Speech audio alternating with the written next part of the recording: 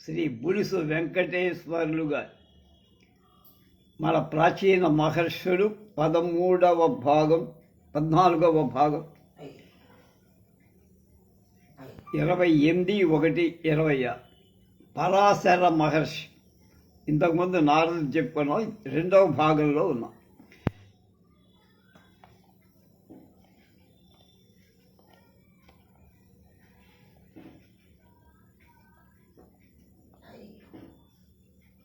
ధర్మాలను అనుష్ఠించే మనుష్యుల శక్తి తారతమ్యాల అనుసరించి కృత త్రేత ద్వాపర కలియుగాల విభిన్నాలైన పరమ ధర్మాలను ఉపదేశించడానికి వేద శాఖా ప్రవర్తకులు స్మృతి సమాచార ప్రవర్తకులు అయిన మహర్షులు పరమేశ్వర ఆదేశంలో నియమింపబడ్డ.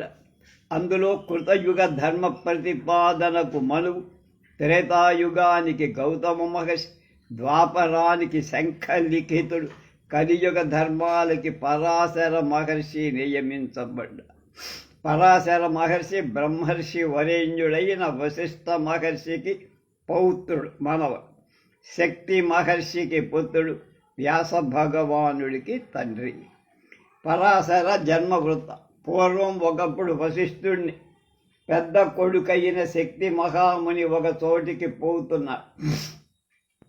ఇక్ష్వాకు వంశజుడు కల్మషపాదుడనేవాడు వేటకు పోయి అరసి సొరసి వశిష్ఠ ఆశ్రమానికి వస్తూ సుఖమహర్షి ఎరగక దారి ఇవ్వక తొలగుమని ఆదేశించి, శక్తి వినకుండా, రాజా ఇదేమి ఎంతటి వారలైన సద్బ్రాహ్మణుడు ఎదురైతే అధిక భక్తి యుక్తితో నమస్కరించి ప్రియం పలుకుతారు.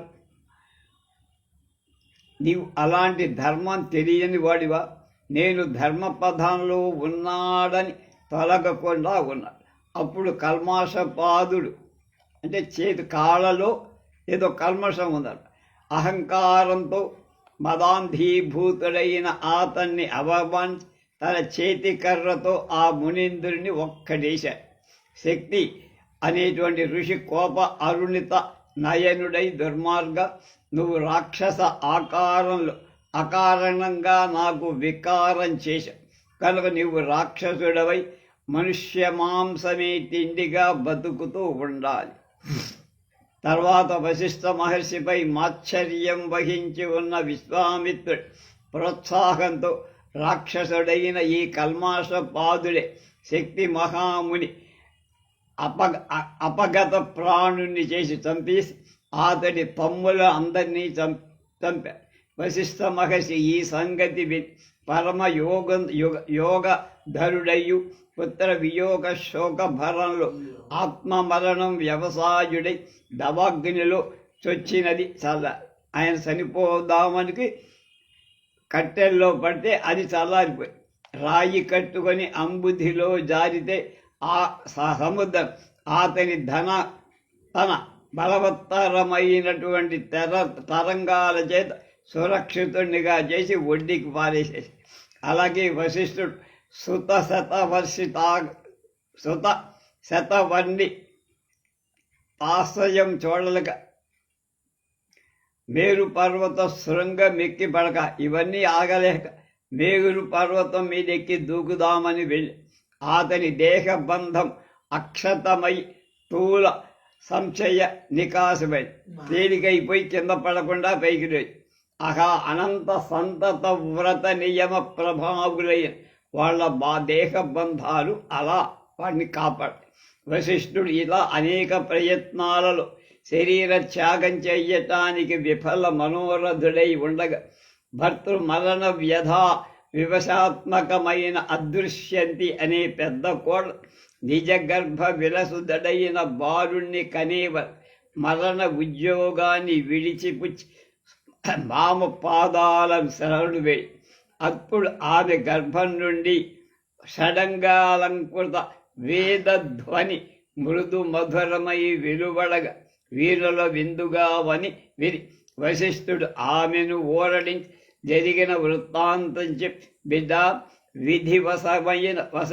విధివశంలో భర్తృవిహీనవయ్య, కానీ నీ ఉదరంలో వేద విద్వత్సుతుడు అనేటువంటి వేద విద్వన్నుతుడు అయ్యేటువంటి కుమారుడు ఉన్నాడు. అనవరత వేదాధ్యయనశీలుడై శక్తి చదువు వేదాలు వినుతూ 12 ఏళ్ళు గర్భస్థుడై అతడు సకల వేదను అభ్యసించాడు.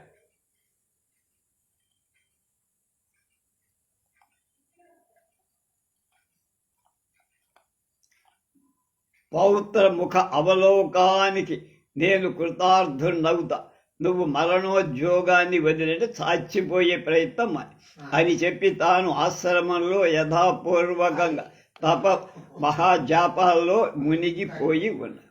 అలా ఉంటే ఒకనాడు రాక్షస రూపుడైన కల్మాషపాదుడు రౌద్రాకారుడై అదృశ్యంతి పైకి పైపోగా ఆమె వెరచి మామకు చెప్పగా వశిష్ఠుడు ఆమెను ఓదార్చి ప్రళయ భీభత్స ఝంకారంలో ఆ రాక్షసుణ్ణి వాడి అతడిపై మంత్రించి కమండల ఉదకంచని.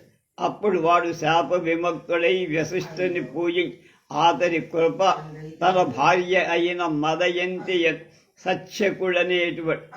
అస్మకుడనేటువంటి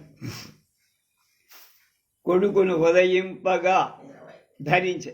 ఇన్నిసార్లు ఇలా గండాలన్నీ దాటగా ఒక శుభముహూర్తంలో అదృశ్యంతి తేజో నిధి అయిన సుపుత్రుణ్ణి వశిష్ఠ మహర్షి బ్రహ్మానంద భరితుడై మనుబడిని జాతకర్మలు చేశారు. తర్వాత పరాశరుడు పితా మహాశీర్వచనంతో దేదీప్యమానుడై పెరుగుతాడు. పరాశరుడి కోపానికి జగాలు అల్లల్లాడడు. పరాశరుడు క్రమంగా పెద్దవాడవుతుండగా ఒకనాడు ఒకని తండ్రి స్మృతి పదానికి వచ్చి అతని వృత్తాంతం తెలియగా ఆ వేదన కలుగు తపంచారించి మాతృ సన్నిధికి వెళ్ళగా ఆమె అతని అత్యాదరంగా లారించి ముద్దాడి ఆనంది. అప్పుడు అతడు తల్లి, తాత వశిష్ఠుడే కానీ నా తండ్రి కనపడటం లేదేమిటి? అక్కడున్నాడు నా మనసు పితృదర్శనం కోరుతోంది చెప్పమని పలకగా అదృశ్యంది. ఒక్కసారి పతి మరణ దుఃఖం పొంగి పరల గూడున ఏడవటం అప్పుడు పరాశరుడు ఆశ్చర్యచకుడై, అమ్మా ఎందుకు ఏడుస్తున్నావు? నా తండ్రి లేడా? నువ్వు ఇలా మాంగళ్యవతిపై ఉండటానికి కారణమేమిటి అని ప్రశ్నగా అడిగాడు. రాక్షస భక్షణం వల్ల శక్తి పంచత్వం చెందిన వృత్తాంతం చెప్పి అప్పుడు అతడు కోప దహన దందహ్యమాన హృదయుడై, పరామ పూజ్యుడైన నా తండ్రి ఒక క్రూర రాక్షసుడి చేత చనిపోయాడు. అది తప్పించడానికి లోకంలో అడ్డుపడేదేమి? ఇదిగో నా మహత్వంలో అఖిల లోక సంహారం చేస్తాను. తల్లి దగ్గర తీవ్ర శపథం చేసి మహర్షి వరుడు దృఢ నిశ్చయానికి పంచభూత గడగడ ఒడికిపోయి లోకాలు గజగజలాడే, భూమి ఆకాశాలు మారుమ్రోగి వాయువు విహ్వలంగా వీవటం ప్రారంభి. ఈ సంక్షోభాన్ని తపోమగ్నుడైన వశిష్ఠ మహర్షి చూసి దివ్య దృష్టితో ఇది అంతా పరాశరుని శపథ మూలంగానే అని గ్రహించి తాను ఉపేక్ష చేస్తే లోక ఉపద్రవం కలుగుతుందని శరవేగంతో పరాశరుడి దగ్గరకి వచ్చాడు. పరాశరుడు పూజ్యపాదుడైన పితామహుడ ప్రదక్షిణ నమస్కారాలు చేసి వినయ వినమిత వదులుడై తన ఘోర ప్రతిజ్ఞ అతడికి చెప్పి పరాశర మహర్షి వశిష్ఠుడి కోరికపై కోపాన్ని ఉపసంహరించుకో. వశిష్ఠుడు అతన్ని ఉపలారించి, వత్సా నీ పూనిక అమోఘమై దీని వలన లోకోపద్రవం కాటెల్లగా లోకానుగ్రహంగా నీ కోపం విడు. నీ తండ్రి పరమ పూజ్య, అతడు విధి విహితమైన మరణాన్ని అలా పొందాడు. పుట్టిన జీవులు ఎప్పుడో ఒకప్పుడు ఇలా చావాలి కదా, ఇంకా ఎలా చస్తే అది కాక నువ్వు నా కారణంగా నీ తండ్రి పుణ్యలోకాలకి వెళ్ళాడు. అతన్ని అలా చూడాలనుకుంటే శివుడి గురించి తపస్సు చెయ్యి. పూర్వం భార్గవ వంశజుడైన ఔర్వ మహర్షి తన తండ్రులు క్షత్రియాధములచే సంహితులైన మరణింప సకల లోక ప్రళయార్థంగా ఘోర తపస్సు చేసి అప్పుడు త్రిలోకాలు భీతిల్లాయి.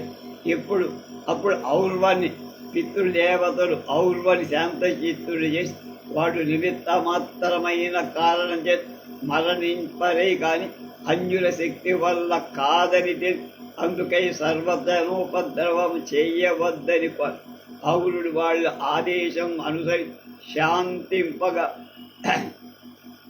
అందరి చేత పొగడబడి నువ్వు కూడా బుద్ధిమంతుడు శాంతించు అని అప్పుడు పరాశరుడు తాతకు నమస్కరించి తాతా నీ మాట నీ దాటగలనా? ఎంత తీవ్ర వేగంలో నా సంకల్పాన్ని ఉదయించిందో నీ కరుణా కటాక్షంతో అంతలోనే వికల్పం చేశావు. రెంటికి నాకు కర్తృత్వం లేదు. దేనికి ఈశ్వరుని గురించి తపం చేసి ఒకసారి పితృపాదుణ్ణి చూస్తానని చెప్పి వశిష్ఠ మహర్షి అనుమతి తీసుకొని పరమశివుణ్ణి కొలవటానికి వెళ్ళి పరాశరుడు పరమశివుని వరప్రసాదం అందడు. పరాశరుడు నిత్య పితృదర్శన లాలతుడి పరమశివుని కరుణ ఇతరులను చూడాల నుంచి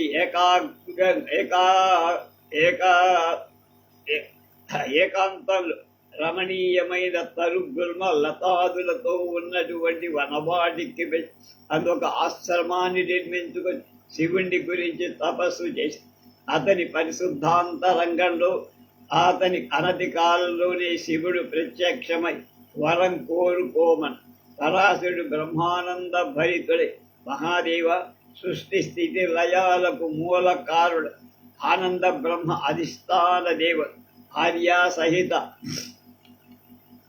కరుణార్థ హృదయుడు కనుక నిండు చూడగలటానికి నాకన్నా భాగ్యమే. తుచ్చమైన తాత్కాలిక వాంఛకులోనే అహితార్థం ఆకాంక్షించి విర్రలేనటువంటి నిన్ను నిత్యునిగా ఎరగగలరా? దేవాదిదేవ నిమిత్త మాత్రమైన పితృదర్శనాల పూతగా తీసుకొని నీ దివ్య దర్శనం చేత నీ కరుణా కటాక్ష వీక్షణాన్ని వాంఛి తపం చేశా ఆశీర్వదించి వే అని పరిపరి విధాల హర్ష పులకాంకురాలతో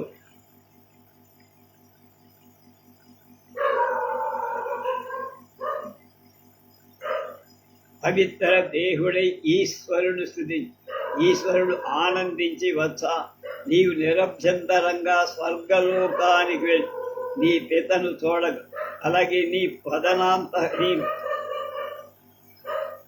అంతఃకరణం నిన్నెంత వాడినైనా చేస్తూ నువ్వు త్రిభువన వినది అంటే కీర్తి పొంది పరమధర్మ ప్రతిపాదకుడువై బ్రహ్మర్షి వరేణ్యుణ్ణి అవుతావు.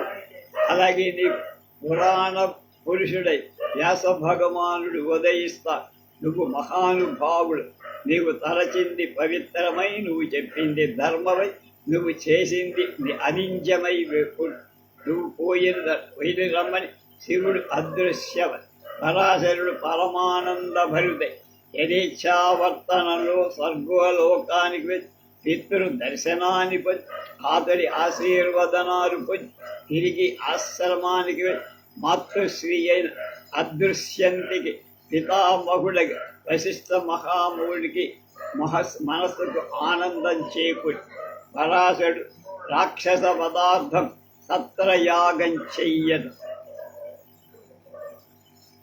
ఆ తర్వాత పరాశర మహర్షి సర్వలౌక ఉపద్రవాల కాక సర్వ రాక్షస వినాశార్థం పృథ్వీజులను ఉత్తమోత్తములందరినీ పిలిపించి సత్రయాగం అంటే ఎక్కువ కాలం చేయదలచి అగ్నిని ఉరేల్చి హోమ విధులు చేస్తారు. వశిష్ఠ మహర్షి ఆ సంగతి ఎరిగి కడు ప్రశాంతాత్ముడైన రాక్షస నాశనం కోరి మనుమణ్ణి వారింపకుండా అంటే వద్దని చెప్పదు. పరాశరుడు హోమం చేస్తుండగా అగ్నిహోత్రుడు మహోజ్వలుడై ప్రకాశిస్తూ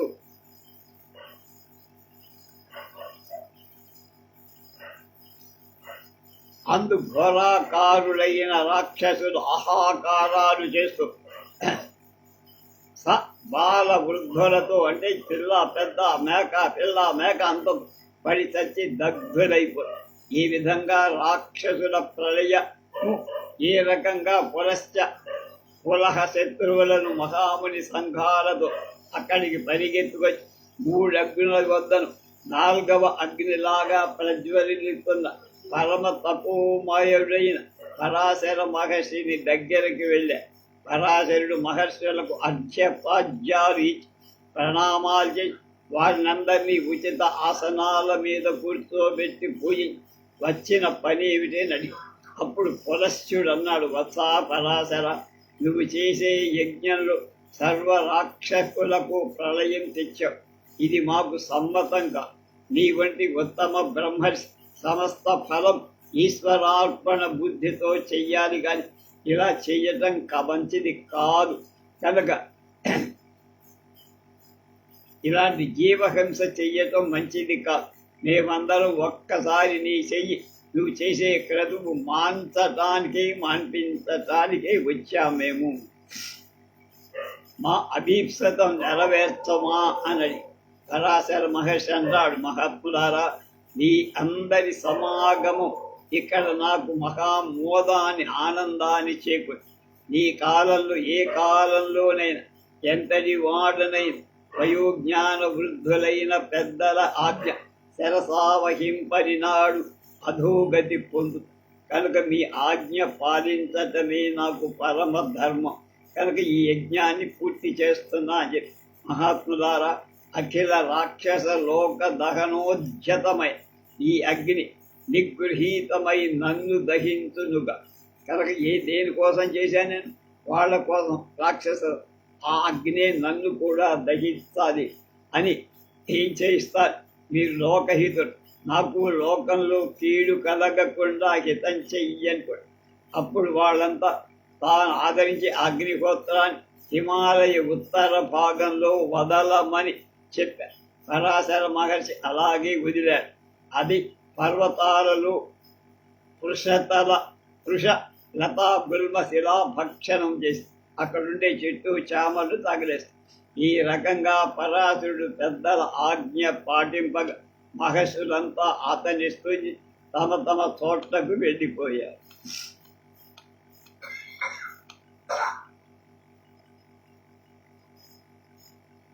పులశ్చ బ్రహ్మ పరాశరుడి కోరికపై అతనికి పురాణ శాస్త్ర జ్ఞానసిద్ధి, వాచా మాధుర్యం, మహాప్రతిభ, వైదగ్ధ్యం వరాలుగా ఇచ్చాడు. పరాశర మహర్షి మత్స్యగ్రంథి కడుపులో దగ్గర నడిపేటువంటి ఓడని ఎక్కడ. ఆ తర్వాత పరాశర మహర్షి సమస్త తీర్థయాత్రాపరుడి బయలుకి వెళుతూ యమునా నది ప్రాంతానికి వచ్చి ఆ సమయంలో అక్కడ యమునా నదిలో మత్స్యగంధి ఓడ నడుపుతూ ఉండే. ఈ మత్స్యగంధి ఉపరిచర వసు రాజర్షి వీర్యంలో ఒక మత్స్యంతో పుట్టి. అందుకన వసురాజన్యుడు గిరికాదేవిని పెండి ఆడి ఒకనాడు వేటకై అడవికి పోయి అందులు విశ్రమిస్తే సమయం అతని హృదయంలో గిరికాదేవి సౌందర్యం ప్రవేశించగా అతనికి అక్కడ రేతస్కందనమై ఆ అమోఘ వీర్యం అతనికి అజీర్ణ పుటంలో వజ్ర పుటంలో సంగరి ఒక డేగ ఆరుతం గట్టి గిరికకిచ్చి రమ్మని. ఆ ఖగం పోతుండగా ఇంకొక ఖగం దాంతో అంటే డేగలు 2 కొట్టుకొచ్చి ఆ వజ్రపుటం యమునా నదిలో పడిపో. బ్రహ్మ ప్రతాపంతో అద్రిక అనే అప్సర ఒక చేపై ఆ వీర్యాన్ని జాలరుడు దాన్ని వలేసి పట్టుకొని తమ రాజైన దాశరాజుకు ఇచ్చారు.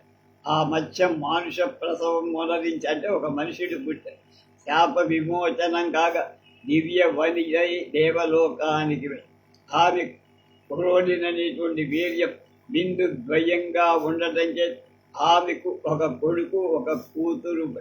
కొడుకు మత్స్యరాజుగా తిరిగి మత్స్య దేశాధిపతి అయి కూతురు లేని దాసరాజు కూతురుగా పెంచుకొని సత్యవతి పేరుతో ఆమె తండ్రి నియోగంలో ధర్మార్థంగా ఓడ నడుపుతుండగా పరాశర మహర్షి అక్కడికి వచ్చి ఒకసారి ఓడ ఎక్కారు. సత్యవతి ఓడ నడుపుతుండగా అనేక వస్త్ర అయిన ఆమె అంగ సౌందర్యాన్ని చూసి పరాశరుడు మదన పరవశతగా దాని అతడు ఆమె చూపుడు పాపు నిగిడించి సందుగవ చందను ఆమెను సమీప పరమశాంతుడయి నిజేంద్రుడయి త్రికాల వేది అయిన పరాశరుడు తన కోరిక ఆమె కెరిగింపగా ఆమె శాపభీతి, మహాత్మా ఈ దేహం శాప కంపు కొడుతోంది కదా, నేను జాలరిదాను, పైగా కన్య, మిమ్మల్ని కూడి ఇంటికి ఎలా వెళ్ళగలను? తాము ప్రసాదించే దోషం కాకుండా చేసిన అభీప్సితం తీర్చన్నారు. సత్యవతి పూర్వజన్మ పరాశరుడు సత్యవతి పూర్వజన్మ వృత్తాంత దివ్య దృష్టితో తెలుసుకొని ఇలా, సత్యవతి నీవు అచ్చోద అనే దేవకన్యం, అమృత ప్రాయులు బర్హిషత్తులోని పితృదేవత సంకల్పంలో అచ్చోదన సరస్సులో నీవు పుట్టావు. నీవప్పుడు యోగ శక్తి కలిగిన దివ్య కన్యం. తల్లిదండ్రులను చూసి ఎరగని దానిలాగా నువ్వప్పుడు అది అద్రిత అనేటువంటి అప్సరసతో కూడి దేవ నియామకంబల్ తిరుగునేటువంటి వసురాజులు తండ్రిగా కోరా. నీ పొరపాటున నీ యోగశక్తి నశించి నువ్వు కింద పడుతున్న మార్గమధ్యంలో అణువు కన్నా చిన్నవైన శరీరంతో విమానాలలో తిరుగు. నీ పితరుడు నీకు అభయమిచ్చి నీ జన్మం కలుగుతుందని, ఈ జన్మంలో నా వలన మహామహుడైన పుత్రుడు కలుగుతాడని నీకు చెప్పి వెళ్ళాడు. ఈ మాటలు వినగానే ఆమె పూర్వ స్మృతికి వెంటనే ఆమె అతడు చెప్పినట్లల్లా సత్యమే అని తెలుసుకొని పరాశరుడి యొక్క కూటమికి అంది. పరాశరుడు అందులకు ఆనంది ఆమె కన్యాత్మ దూషిత కాకుండా వలవి సుందర శరీరై యోజన గంధి అయినట్లుగా చేసి అనేక దివ్య అంబర భూషణాదులు ఇచ్చి అఖిల దృష్టి పథద్రోధి నిహార తిమిరాన్ని కావించి సత్యవతిని పుట్టి. పరాశరుడి వల్ల సత్యవతికి సజ్జో గర్భములు వేదవ్యాస జన. సత్యవతి పరాశరుల కూటమి చంద్రికా చంద్రమామల కూటమిగా అనిపించి ఛాయా స్వయ సూర్యుల కలయికలాగవు. వేదవ్యాస రత్నోద్భగద్భవోద్భవ సత్యవతి పరాశర సృక్తి ద్వయమేళనం జరిగి పరమ పవిత్ర ప్రయోజనకారి పడుగు పరముగుడై ఆభరణం అయినటువంటి సత్యవతి సాధ్వి పరమేశ్వర కల్పుడైన పరాశరుడి సంగమం నవనవ మధ్య మనోహర మూర్తి మధ్య పరమ పవిత్ర దైవహృదం సంభవించి ఆ సమయంలో ఆ పవిత్ర గర్భంలో మహా తేజస్సుడు వేదమయుడు నిఖిల మునీంద్ర ఆద్యుడైన వేదవ్యాసు ఉజ్జ జ్ఞానంతో సజ్జో గర్భంలో కృష్ణుడి లీలార్థం కృష్ణద్వైపాయనుడనబరి పద్మ పచశ్రీయుతుడు తపో విద్యా అలవజ్యుడు అయి తల్లిదండ్రులకు కృత ప్రణామాలు చేసి పరాశర మహర్షి సంకల్ప సిద్ధిపతి సత్యవతి కోరిన వరాలి పుత్రుణ్ణి ఆశీర్వదించి వెళ్ళారు. అప్పుడు కృష్ణద్వైపాయనుడు కృష్ణాజిన పరిధాన కపిల జటామండల దండ కమండల మండితుడే తల్లికి మృక్తి వరయునప్పుడు తలచిన వస్తానని వరమిచ్చి వెళ్ళిపోయా. సకల లోకాలు పితార్థం తపో భూమికి పరాశర మహర్షి తీర్థయాత్రాచరణ పరిపూర్తి అయిన తరువాత బదరికాశ్రమాన్ని చేసి శిష్య ప్రశిష్యుల ధర్మతత్వాలను ఉపదేశిస్తూ కాలం గడుపుతున్నాడు.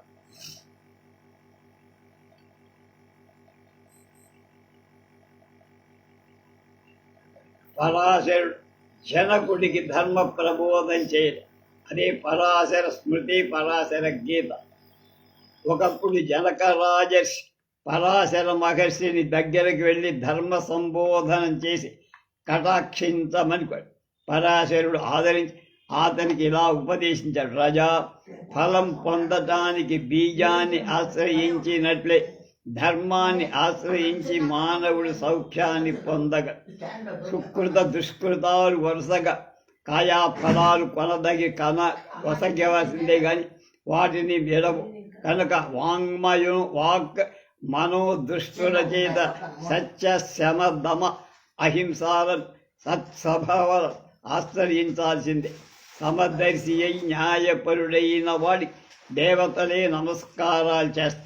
మానవుడు మునీశ్వరుల రుజ మధ్యమం చేత, దేవతల రుణం యజ్ఞ యాగాదుల చేత, అలాగే మునీశ్వరుల రుణం అధ్యయనం చేత, దేవతల రుణం యజ్ఞ యాగాదుల చేత, అతిథి రుణం పూజ చేత, పితృరుణం రుణం శ్రాద్ధాల చేత, ప్రజల రుణం రంజన వ్రతం చేత తీర్చి దాన ధర్మాదుల చేత పవిత్రుడు కావాలి. ఎవడే జీవితం అసత్యమని ఎరిగి సుఖ దుఃఖాల సమానంగా భావిస్తూ ధర్మాన్ని వదలక ఉండాలి. అప్పుడే శ్రేయస్సు కలుగుతుంది. తపోత్కృష్టం.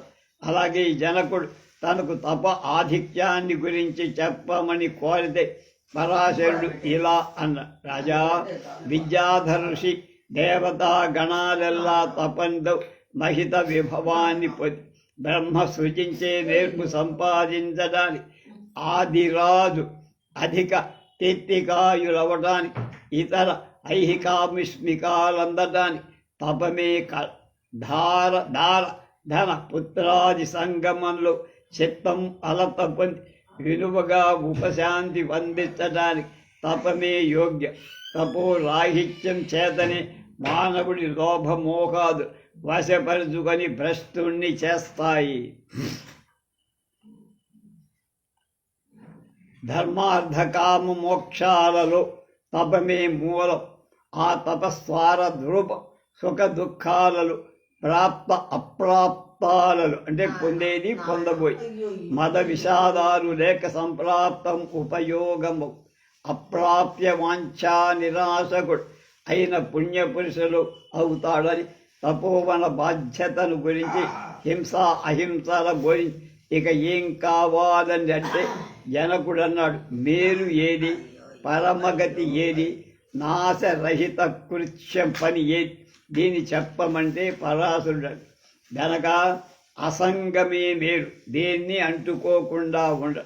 పరమగతి మహాతపమే నాశరహిత తత్వం అది ఎరగటమే సర్వవేద సారావలోకం. ఇలా ఎదిగిన సుమతి విషయంలో తునికి కలిగినటువంటి విజ్ఞాన ఫలం అతనికి జలజ పత్రంలాగా విషయ జలం చేద్దంటే తామరాకు మీద నీటి బొట్టు అంటకుండా ఎలా ఉంటుంది. అలాగే జనన మరణాలు ఉండు. మృణాళం అంటినటువంటి రొంపి జలసేదాన్ని బాసినట్టు అంటే బురదలో ఉండేటువంటి కలవ పువ్వుకేమి బురద అంటనట్టు సంసార జ్ఞానం జలముని కడిగి తొలగింపజే శిష్ణ ఉదర పరాయణుడు దీన్ని ఎరగలేక అంటే తిండి పడుకోవడం నిద్ర ఇవే తెలిసినవాడు జరా జాడ్యగ్రస్తుడైవాడు. ముసలితనం సాగు అలాగే రోగాలు.